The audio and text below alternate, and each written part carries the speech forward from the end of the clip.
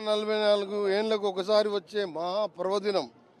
ఇది గంగా, యమున, సరస్వతి నదుల సంగమ తీరంలో ప్రయాగ్రాజ్లో జనవరి 13 నుండి ఫిబ్రవరి 26 వరకు జరుగుతుంది. తెలుగు రాష్ట్రాల గుండా ఎన్నో లక్షల మంది, కోట్లాది మంది రావడం జరిగింది. ఈరోజు ఉదయాన్నే బ్రహ్మముహూర్తంలోనే సాయి స్నానం చేయడం విధంగా ఈ జన్మలో చేసుకున్న నా అదృష్టంగా భావిస్తూ నాకు ఇక ఈ జన్మలో ఇంకేం అవసరం లేదు.